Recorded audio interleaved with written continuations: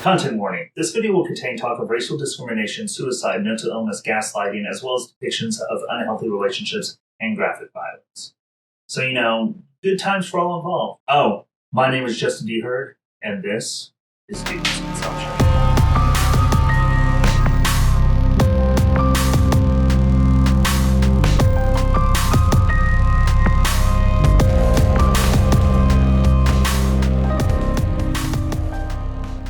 And we're back. Now to dive into my favorite films seen last year. I know it's a bit late in the year in the reduced list. To be completely honest, while this list is very contemporary, there are things that I've seen so far in 2020 that released over 40 years ago that have captured my imagination. Things that have taken over what I'm interested in during the quarantine. So, look forward to next year, I guess? That all being said, these are still the movies that caught my attention in the year 2019 and have kept it this year. As Nathan said, my number 2 seems to have completely changed what I was interested in. So, in a particular order, here are my top picks for things seen last year. Number 5, The Clovehitch Killer, 2018. So this is one of those slower burns on my list, and you'd be forgiven for not exactly placing it in the horror genre, though I did consider putting it on my effective horror list. Instead, it's about a teenager who slowly suspects his father may be the Clovehitch Killer, a BTK-style serial killer that's been operating for decades. This is played out like teenage curiosity as he teams up with a local girl to investigate his father, while he has several conversations with his dad that have multiple connotations. You can't control what pops into your head, right? I mean, what if a thought popped into your head right now? A bad thought. Something like, I don't know, grabbing one of these tools in here and wham! Especially since we have that ever-growing dread that he just might be the killer. Like all good deceptions, our main character falls prey to it and wants to believe his father is innocent, despite all indications to the contrary. When he confronts his father about his beliefs, he believes him when he's told that it was actually his deceased uncle's photographs and that his father was just protecting the family. As you do. This leads to one of my favorite scenes of the film, where, after they've burned all the evidence collected by the Clovehitch Killer, Dylan McDermott tries to recreate those pornographic keepsakes using himself dressed up in women's clothing, only to become unbelievably frustrated and angry when he can't capture that original magic.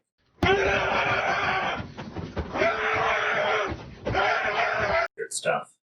Where the BTK killer was eventually caught, the film takes an alternate turn and instead forces the killer to atone with his life, though it does manage to keep his integrity and memory alive in the local community, untarnished by the evils he had committed.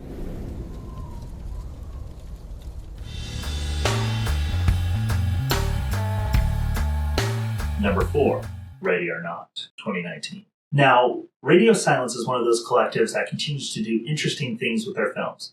Now, I can't speak to all of them, but for their segments on VHS and Southbound, they were the ones that were some of the most memorable segments to me. It's funny, especially considering that Ready or Not is a comedy, that I remember the end of their segment in VHS more for the alternate blooper ending, where the guys escape their car on the train tracks just laughing and walking away, jonesed at how crazy their night was, rather than the original, where everyone died when the train hit them.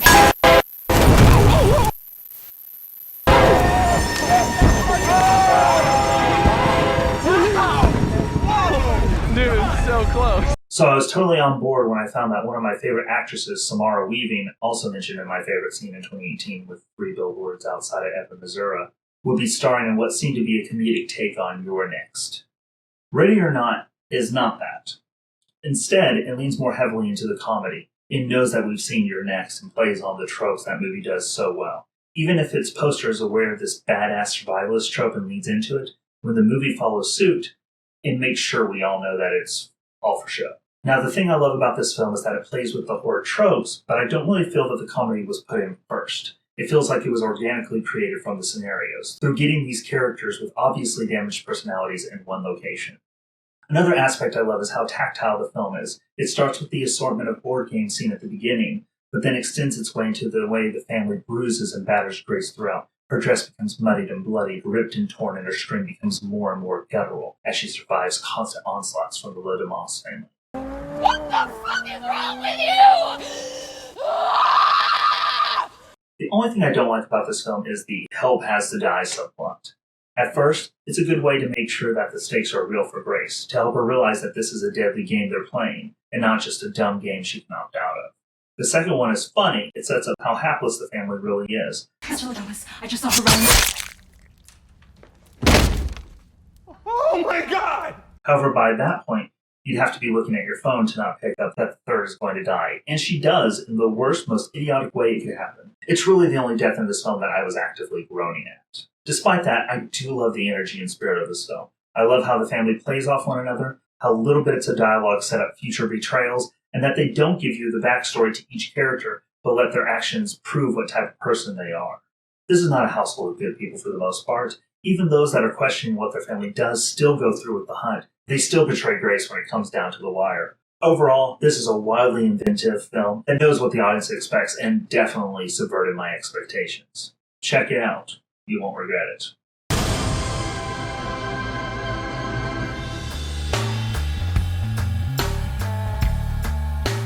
Three, Lords of Chaos, 2018. Good lord, this movie.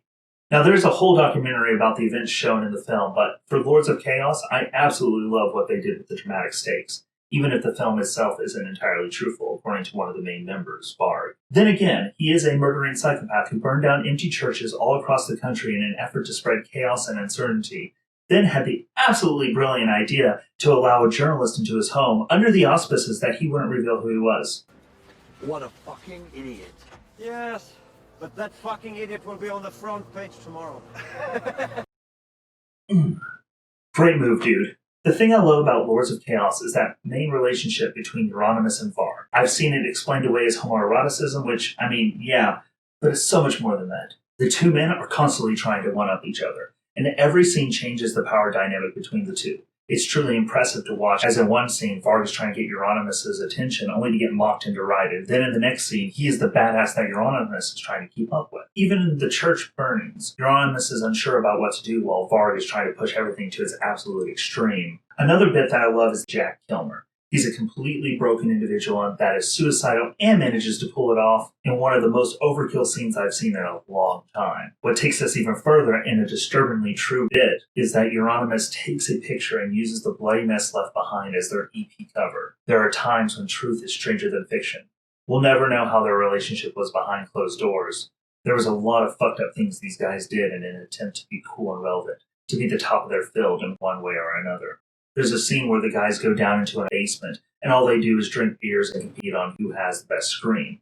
They are losers in every sense of the word, but they become gods in their respective scene. It's totally worth watching for that aspect alone, never mind the amazing performances by Rory Culkin and Emery Cohen. Be sure to also check out the actual documentary, Until the Light Takes Us.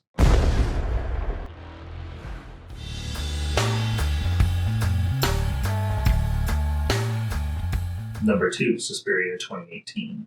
I've talked about this before in my Essential Horror 2013 to 2018. In fact, it's the first one on that list. It's one I will continue to talk about, and hopefully I'll be able to draw enough out of it and the legacy that brought it to us to make a full episode for you guys someday.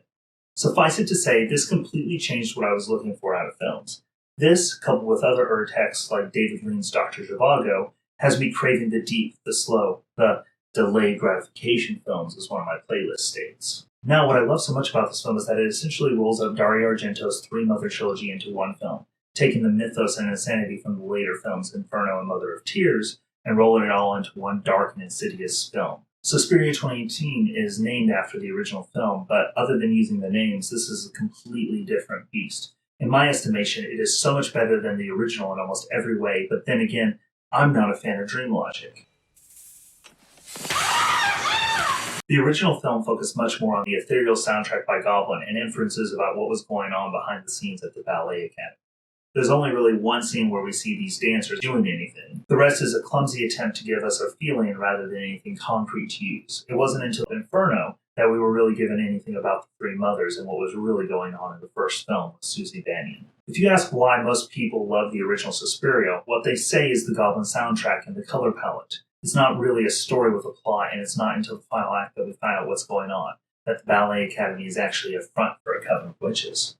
Suspiria 2018 takes an entirely different tact. Instead of a soundtrack that is meant to apply dream logic, we have Radiohead's Tom York with actual lyrics in his songs. The opening Suspiria song is haunting, combined with the labored breathing that brings to mind the original's Mother Marcos. Instead of the over-the-top color scheme that everyone seems to love, we have bleak colors that represent 1977 Berlin. Even the dance academy is across the street from the Berlin Wall, a clear reference to the movie Possession. Instead of a mystery as to what's happening inside the academy's walls, we learn in the first few minutes that the entire place is run by a coven of witches and what their plans are. It's represented by a delirious Chloe Grace Moretz, who is speaking in sing-song rhymes, but it does tell us so much more than we realize at first. Instead of a story dictated by dream logic, whose horror relies on camera tricks, we're placed into the Coven's day-to-day operations as they vote on who the next Supreme is going to be and the fallout from that decision, plus the failure of Chloe's conversion. We're steeped in lore and only learn more as the story progresses. The other thing about the film which completely captivates me is the dancing. Instead of a throwaway scene where most of it is spent with the characters talking, here we get full-on modern dance numbers that are, in the story, decades old at this point. They've made it so that the dancing itself is the magic.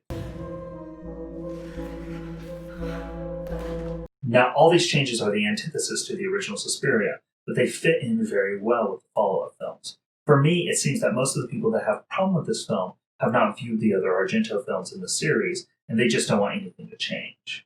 The other reason for their derision is the choice of the lead actress, Dakota Johnson. 50 Shades of Grey has a lot of hatred, and I'm not a fan of it myself, but the hatred levied at her reminds me so much of Twilight's heyday with Robert Pattinson. Seriously, guys, you've got to divorce the actors from the projects that got them famous. These actors have shown that those early on massive successes have allowed them to pursue the projects that they actually want to do. If nothing else, you could say that they choose the more out there projects as a way of redeeming themselves. Regardless, this cast is completely stacked, even with Tilda Swinton being the most Tilda Swinton she can be, acting as 3 separate characters, 2 of them with heavy makeup that will even fool the most adept film fan. The nightmares as well are intense, a cacophony of images that you only have a few frames to distinguish and understand.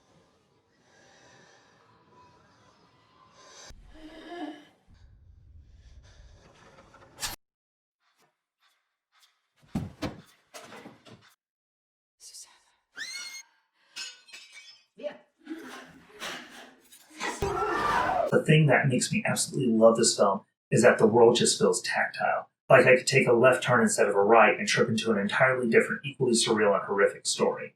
However, we are instead embroiled in this one, and while there's an early on complete distortion of the human figure, nothing quite can prepare you for the last act of the film.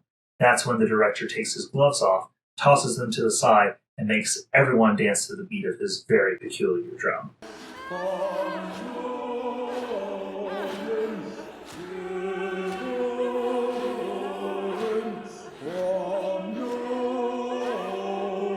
Suspiria 2018 has easily become one of my favorite films of all time, and that's not an exaggeration. Please, give this one a chance. Put aside your prejudices and let it sweep over you. If you like the direction weird cinema has taken in the last decade since Drive hit the market, I can assure you, you'll find something to love in Suspiria 2018.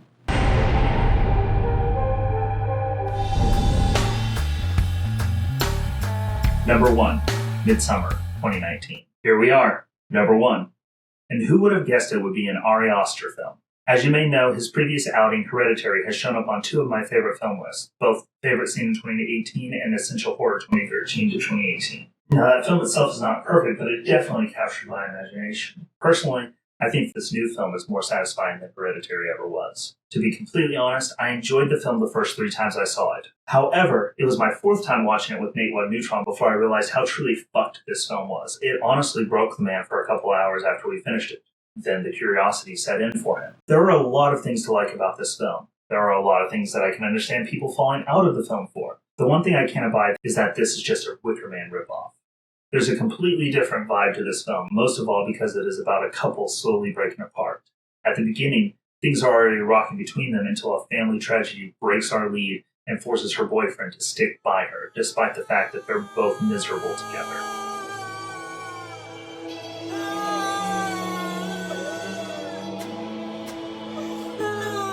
For me, the hardest part to watch in this film is the interaction between these 2 characters, where they never kiss in the theatrical cut and are always jockeying for position, usually for Danny to just relent and give the point to Christian. There's gaslighting, there's misinformation, there's forgetfulness, there's abandonment. For those that know a bit of my past, it really strikes me to the core and makes it really hard to watch. The other thing about this is that it is a heavy drug trip movie. It's one of the few movies that has represented my forays into psychedelics almost perfectly. Contrasted against last year's Climax by Gaspar Noé, it's a fucking masterclass on how it affects people and your ability to interact with the real world. Watching with Nathan made me realize something else. The absurd lengths Ari Aster goes to create diegetic music throughout the film. Just when you think that it's just an orchestral score, you'll have it revealed that it's actually the villagers playing the instruments. This happens multiple times throughout the film, each time escalating further and further, more and more ridiculous. It's amazing.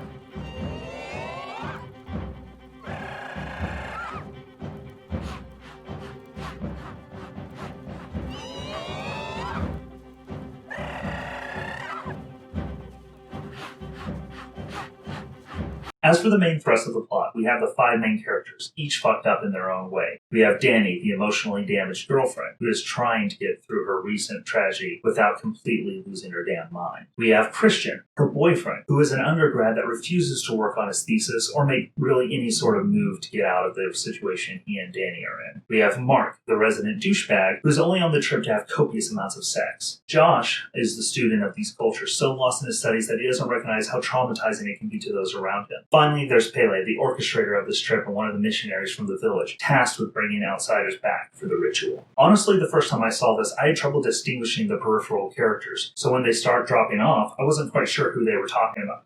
Maybe this is a fault of my own, but with repeated viewings, this cleared up rather quickly. Then again, I was having trouble figuring out where I knew Josh's actor from. In case you're as slow as I was, he's Cheaty from The Good Place. The only real negative for me is the final scene and the weird cuts between where characters are at one moment and the next. It's an abrupt ending that even the lead actress and the director disagree on the motivation behind the look. Florence Pugh states that Danny had completely lost her mind by that point and had no idea what was going on anymore, whereas Ari meant it for it to be an intentional act. Obviously, he still harbors some resentment for the breakup he had gone through. As I've said previously, I love these delayed gratification movies, plus the absurd lengths the film goes to. But most importantly of all, I want you to remember one thing about this movie. There's a bear in a cage. It's a bear, it's a bear, it's a bear. It's a bear, it's a bear in a cage. And that's it. Obviously, for the first real time, I was more impressed with films that came out last year than years previous. For the longest time, Suspiria 2018 definitely topped the list, but Midsommar finally won out. I do have to note that multiple movies on this list came directly from Red Letter Media's recommendations. I am still not a fan of the Plinkett stuff, but I would not have taken the plunge on the Clovehitch Killer or Suspiria 2018 if not for them. They also turned me on to one of my favorite filmmakers, Oz Perkins, featured previously on the channel during my Effective Horror 2013 to 2018. What were some of your favorite films for 2019, whether they were the first time you had seen them that year or ones that specifically came out last year? I'd love to hear from you down in the comments below. As always, check out my Twitter and Patreon. Links are in the description down below. My name is Justin D. Hurd. This has been Dubious Consumption, and I'm outro.